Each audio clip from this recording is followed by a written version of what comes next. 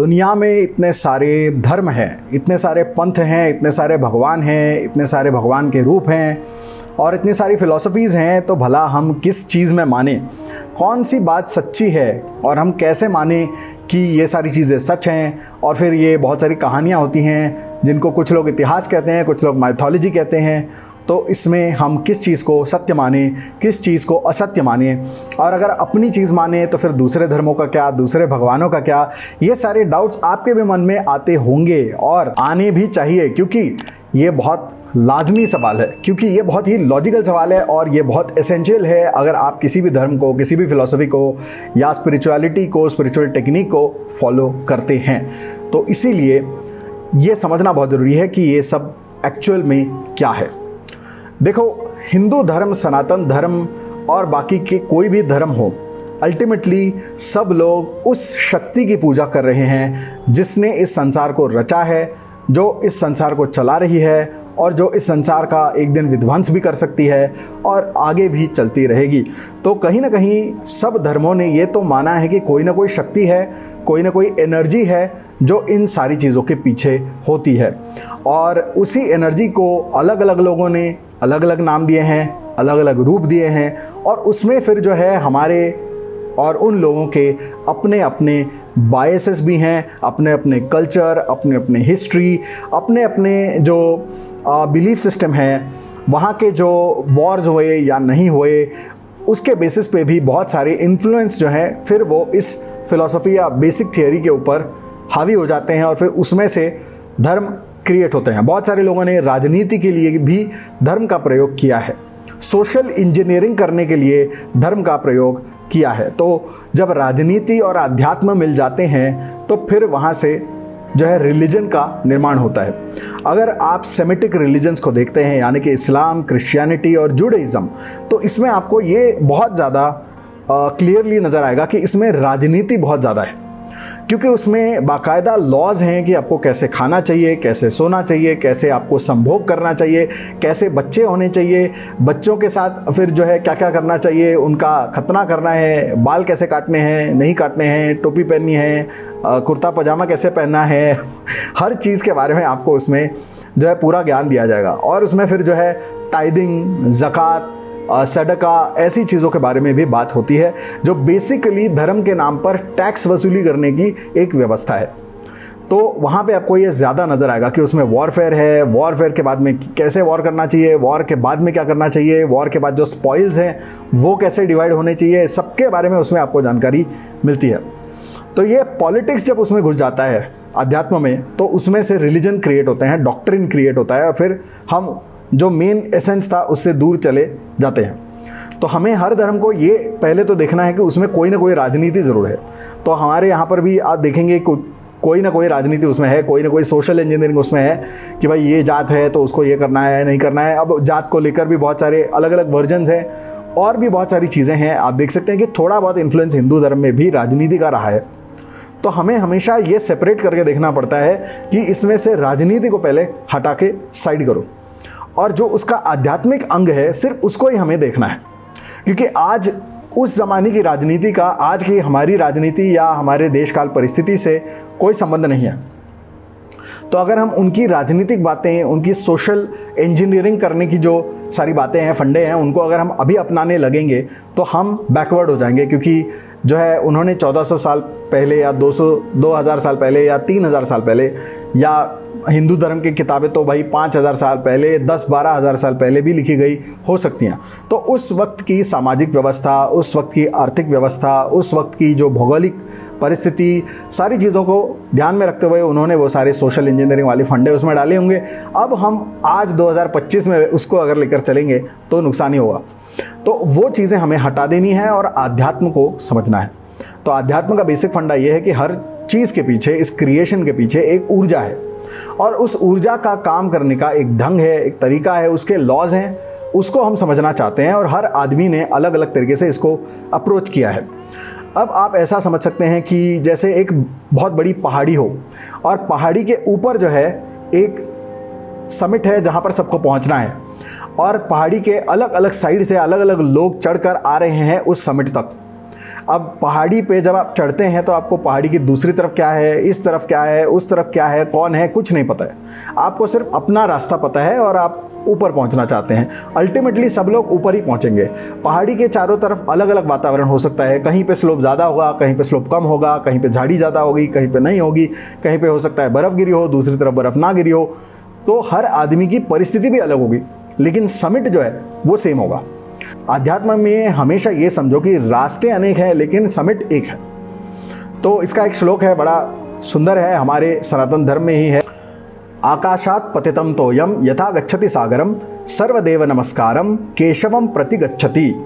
यानी कि जैसे आसमान से गिरा हुआ पानी सारा का सारा एक दिन जाके सागर को मिलेगा ज़रूर, अलग अलग माध्यम से। बिल्कुल उसी तरीके से जो भी आप करें, कोई भी पूजा करें, कोई भी पाठ करें, कोई भी धर्म फॉलो करें, कोई भी आध्यात्मिक रास्ता चुनें, अल्टीमेटली आप पहुंचेंगे तो केशव के प्रति। केशव, यहाँ पर केशव का मतलब कृष्ण नहीं है। अब यहाँ पर भी हर इंसान अपने हिसाब से समझेगा। जो शैव है वो कहेगा कि सर्वदेव नमस्कारम रुद्र प्रति गच्छति, या शिवम प्रति गच्छति, कुछ भी बोल सकता है, शक्ति प्रति गच्छति, यानी दुर्गा के प्रति जिनका सम्मान है तो वो उनको देखेंगे। अल्टीमेटली आप ये समझो कि सारी कुछ ऊर्जा है, एक अल्टीमेट पावर है, एक अल्टीमेट शक्ति है, और उसी को हम भगवान कहते हैं और उसी तक आप पहुँचेंगे। उसी को हम ईश्वर कहते हैं। भगवान तो हम प्रकृति को ही कहते हैं और प्रकृति की जो आत्मा है उसी को हम ईश्वर कहते हैं। तो वो जो ऊर्जा है उसी को हम ईश्वर कहते हैं। वैसे देखा जाए तो प्रकृति अपने आप में जो है वो भगवान है। मैं अक्सर ये कहता हूँ कि भगवान एक एक्रोनिम है। भ से भूमि, ग से गगन, व से वायु, अ से अगन और न से नीर। तो ये प्रकृति के ही अंग हैं। और वैसे बेसिक लेवल पे अगर हम समझें तो सारे देवी देवता जो हैं वो प्रकृति के ही अलग अलग अंगों के सिंबॉलिक फॉर्म्स हैं। और अगर हम उनकी आत्मा को समझें, देवी देवताओं के पीछे कौन है, उसकी आत्मा कौन है, प्रकृति की आत्मा कौन है, तो वो है ईश्वर। तो वो जो हम सब एटॉमिक लेवल पे जाते हैं वहाँ पे सिर्फ ऊर्जा ही ऊर्जा है। वहाँ पे कोई आपको समझ में नहीं आएगा कि ये कौन सी ऊर्जा है और ये कौन सी ऊर्जा है, सब ऊर्जा ही है। ये तो मॉडर्न साइंस भी मानता है कि everything is energy, all matter is energy. तो एनर्जी ही सब कुछ है, वही ईश्वर है। इसको समझने के लिए हम भगवद गीता का भी एक श्लोक यहाँ पर देखेंगे। भगवद गीता में ये कहा गया है कि नयनम छिन्दन्ति शस्त्राणि नयनम दहति पावका न चैनम क्लेदयन्त्यापो न शोषयति मारुतः। अब ऐसी चीज़ जो है वो आपकी आत्मा है कि जिसको ना वायु सुखा सकती है, ना आप शस्त्र से उसको काट सकते हैं, भेज सकते हैं, ना उसको अग्नि से जला सकते हैं, ना पानी से भिगो सकते हैं। अब ऐसी भला कौन सी चीज़ है? वो है एनर्जी।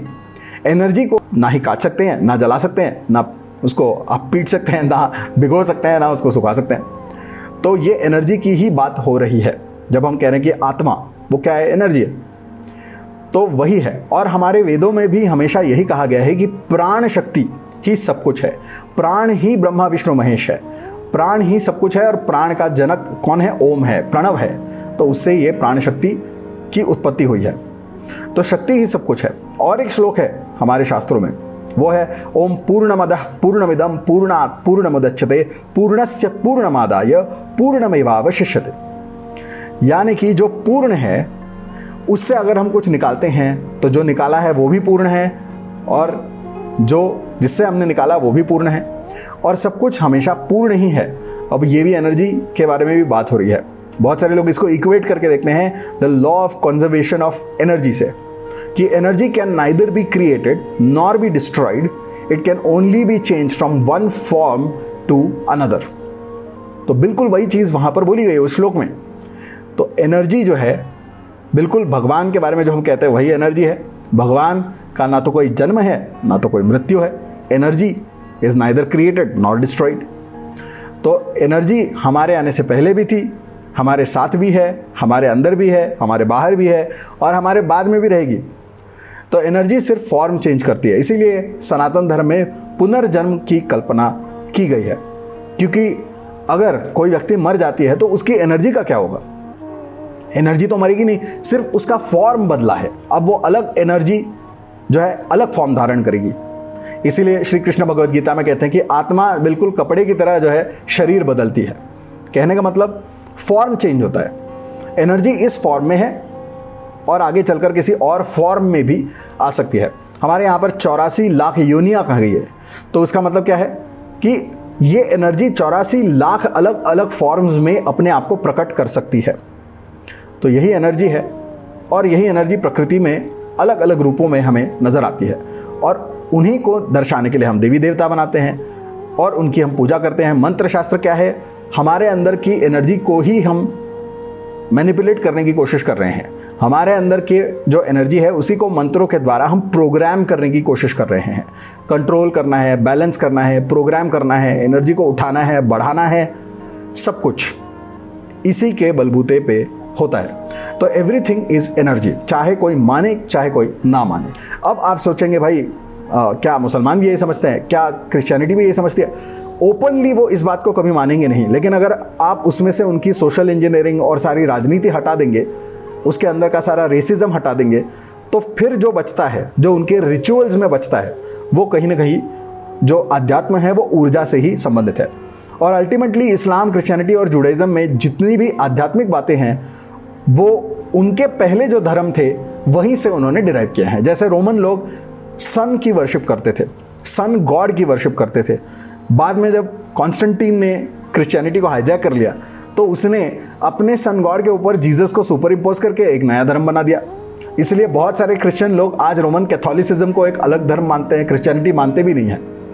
अगर आप अमेरिका, यूरोप जाएंगे तो वहाँ के प्रोटेस्टेंट्स आपको ये बताएंगे कि कैथोलिक जो है वो उसको हम क्रिश्चियन ही नहीं मानते।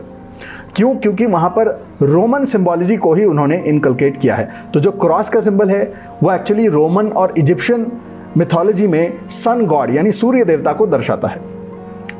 फिर से प्रकृति और ऊर्जा का ही वो पूजन कर रहे थे। तो एक तरीके से जो हम शिव शक्ति कहते हैं, यिन यांग कहते हैं, तो प्रकृति ही यिन है, शक्ति है, और शिव जो है वो उसके पीछे की शक्ति है जो हमें नजर नहीं आती, जो बेसिकली शिव है, एनर्जी है जो हर चीज के पीछे है, जो हर चीज में कॉमन है। उसका जो कॉम्पोजिशन है वो शक्ति है, वो यिन है, लेकिन उसके पीछे का जो यांग है वो हर जगह पे सेम है। ईश्वर, शिव तत्व हर जगह पे सेम है। प्रकृति ऊपर अपने अलग अलग फॉर्म्स बदलती है। जैसे सागर के भीतर डेप्थ में जाएंगे तो सब पानी ही पानी है, लेकिन ऊपर अलग अलग लहरें जो हैं वो उठती रहेंगी, बड़ी छोटी, अलग अलग टाइप पे। बिल्कुल उसी तरीके से ये सारी चीज़ें हैं। तो क्रिश्चियनिटी में भी वही है, इसलिए वो एक दूसरे को क्रॉस का सिंबल बना के ब्लेसिंग्स देते हैं, अपने आप के ऊपर क्रॉस बनाते हैं, होली वाटर के ऊपर क्रॉस बनाते हैं, और खाने के ऊपर भी बना देते हैं, घर में भी बना देते हैं वो अपने क्रॉस, और इस तरीके से वो हाथ से क्रॉस बनाते हैं। अब अलग अलग लोग अलग अलग तरीके से बनाते हैं, कोई ऐसे ऐसे बना देगा, कोई ऑर्थोडॉक्स क्रिश्चियन है तो वो ऐसे ऐसे बना देगा, लेकिन वो बेसिकली ना जानते हुए भी सन गॉड की ही पूजा कर रहे हैं। सन गॉड को उन्होंने बना दिया सन ऑफ गॉड, लेकिन है तो वो सन गॉड ही। तो इसकी डेप्थ में जाएंगे तो बहुत लंबा हो जाएगा वीडियो, तो उसको छोड़ दीजिए। लेकिन ऊर्जा का ही वहाँ पर प्रयोग हो रहा है। वो भी अपने जल को अभिमंत्रित कर रहे हैं, वो अपने घर में अभिमंत्रित जल को छिड़क रहे हैं, बिल्कुल वैसे जैसे हम करते हैं। अगर आप इस्लाम में जाएंगे तो वहाँ पे भी तस्बीह करते हैं, यानी कि वो माला फेरते हैं। वहाँ पे भी वो लोग अभिमंत्रित करते हैं एक तरीके से पानी को, खाने को, लेकिन वो लोग हाथ से सिंबल बनाकर नहीं करते, वो मंत्र पढ़कर नहीं करते। वो जो उनकी आयत होती है या कोई सूरा पढ़ लेते हैं, आयतुल कुर्सी पढ़ लेते हैं, और उसके बाद वो लोग फूंक मारते हैं, जिसको बहुत बार वीडियोस में हम देखते हैं कि वो थूक रहे हैं। वो एक्चुअली थूकना नहीं होता है, फूंक मारना होता है। वो फूंक रहे होते हैं उस पानी के ऊपर, उस खाने के ऊपर, और उसका जो अर्थ है उनके मन में वो ये है कि हम ब्लेस कर रहे हैं इसको। तो बेसिकली हम ऊर्जा को इस्तेमाल करके ब्लेस कर रहे हैं। अब कोई सिंबल बना के कर रहा है, कोई फूंक मार के कर रहा है, कोई मंत्र पढ़ के कर रहा है, लेकिन ऊर्जा का ही हम यहाँ पर पूजन कर रहे हैं। दिन में 5 बार वो जो नमाज पढ़ रहे हैं वो कहीं ना कहीं सनराइज और सनसेट से ही जुड़ा हुआ होता है। तो ऊर्जा की ही वो उपासना कर रहे हैं। तो जो पहले उनके धर्म थे, चाहे वो अरेबिया में हो, चाहे रोम में हो या कहीं और हो, वही धर्मों की सारी बातें इसमें आ जाती हैं। मैंने पहले एक वीडियो बनाया था जिसमें मैंने बताया था मीट गॉड राइट नाउ नाम का वीडियो है, देख लेना, उसमें ये सारी चीज़ें मैं ऑलरेडी बता चुका हूँ। और अगर आप देखेंगे जीसस क्राइस्ट, तो उसका भी यही है कि 12 अपोस्टल्स हैं। हमारे वेदों में आदित्य हैं, 12 तरह के आदित्य हैं। तो क्यों भाई 12 क्यों हैं? क्योंकि सूर्य भगवान की ही पूजा हम कर रहे हैं। वहाँ भी और यहाँ भी सूर्य भगवान 12 राशियों में जाते हैं और वहाँ पे जाके अलग अलग तरीके से एक्सप्रेस करते हैं, और हमारे जो क्लाइमेट है, वेदर है, वो सब कुछ उसी हिसाब से चलता है। तो इसीलिए हम कहीं ना कहीं प्रकृति और ऊर्जा की ही पूजा कर रहे हैं। अब उसको नाम, रंग रूप सब कुछ हमने क्यों दिया, कैसे दिया, वो मैं ऑलरेडी बता चुका हूँ। तो अल्टीमेटली भगवान क्या है? एनर्जी, ऊर्जा, यही भगवान है। और हर धर्म में ये ऊर्जा का ही हम पूजन कर रहे हैं, ऊर्जा को हम अपलोड कर रहे हैं, डाउनलोड कर रहे हैं, ऊर्जा से ही हम चीज़ों को अभिमंत्रित कर रहे हैं, अपने आप को चार्ज करने की कोशिश कर रहे हैं, अपने आप को जो है अपने मन को, भाव को उठाने की कोशिश कर रहे हैं, अपने जीवन में बदलाव, परिवर्तन लाने की, ट्रांसफॉर्मेशन लाने की कोशिश कर रहे हैं। सो अल्टीमेटली सब कुछ एनर्जी है, सब कुछ ऊर्जा है। तो यही आपको मानकर चलना है। बाकी फिर उसमें राजनीति, सोशल इंजीनियरिंग, बहुत सारी यहाँ वहाँ की बातें, फिर कुछ सुपरस्टिशंस, सब कुछ उसके अंदर आ जाता है, क्योंकि भाई अल्टीमेटली इंसान के हाथ में ही सब कुछ है। तो इंसान अपने हिसाब से तड़का तो लगा ही देता है। अगर आप एक सोशल एक्सपेरिमेंट करेंगे, 10 लोगों को खड़ा करेंगे और एक आदमी को बोलेंगे कि अगले आदमी को ये इशारे करो और ये बात बताओ, फिर वो अगला आदमी दूसरे को बताते वक्त थोड़ा मॉडिफाई करके बताएगा, दूसरा तीसरे को और मॉडिफाई करके बताएगा, तीसरा चौथे को और मॉडिफाई करके बताएगा, और इसी तरीके से 10वें आदमी तक जब वो बात पहुंचती है तो वो बात इतनी बदल जाती है कि पहले आदमी को ये पता ही नहीं चलेगा कि मैंने ये सेम चीज़ मैंने बोली थी कि नहीं बोली थी। ठीक है ना। तो बिल्कुल धर्म की बात यही है, और ये धर्म सारे जो है वो सैकड़ों हज़ारों सालों से चलते आ रहे हैं। तो आप इमेजिन ही नहीं कर सकते कि इसके अंदर कितनी बार अदला बदली और बहुत कुछ हुआ है। तो इसलिए धर्म को लेकर कभी भी ऑर्थोडॉक्स नहीं रहना चाहिए कि जो है मतलब लकीर के फ़कीर मत बनो कि इस ग्रंथ में यहाँ पे ये लिखा है तो ये होगा। कोई गारंटी नहीं है भाई। तुम्हारे उस किताब में हज़ारों बार ऑल्टरेशंस हुए होंगे, एडिटिंग हुई होगी, कट पेस्ट हुआ होगा, तुमको कुछ पता नहीं है। तो तुम ये समझो कि इसमें से राजनीति, सुपरस्टिशन और सोशल इंजीनियरिंग का जो एस्पेक्ट है वो हर धर्म में, वो उखाड़ के बाहर करो। और जो आध्यात्मिक और ऊर्जा के बारे में बात कर रही हैं चीज़ें, सिर्फ उस पर ध्यान दो, तो हम सब फायदे में रहेंगे और लोगों में थोड़े कॉन्फ्लिक्ट भी कम होंगे, तो अच्छा रहेगा। अब आने वाले 2 वीडियोज़ में मैं आपको बताऊंगा कि हिंदू रेकी क्या होती है, नंबर 1, और नंबर 2 कि कैसे चीज़ों को अभिमंत्रित करना चाहिए, भारित करना चाहिए। आपने सुना होगा ये नाम बड़े तांत्रिक और पंडित लोग यूज़ करते हैं कि हमने जो है तावीज़ को भारित कर दिया, हमने जेमस्टोन को भारित कर दिया। तो ये क्या होता है, इन सारी चीज़ों के बारे में जानेंगे आने वाले 2 वीडियोज़ में। Stay tune to my channel, subscribe to this channel, press the bell icon और बने रहिए। और इसी तरह की रोचक जानकारी मैं आप तक लेकर आऊँगा और हम जाएंगे सितारों के पार। सितारों के पार का मतलब ये है कि हमारी जो डेस्टिनी है, जो हमारे प्रारब्ध हैं, कर्म है, सर्कमस्टांसेस हैं, लिमिटेशंस हैं, उनके पार हम जाना चाहते हैं। तो मिलते हैं अगले एपिसोड में ऑफ सितारों के पार। तब तक के लिए may God bless you all.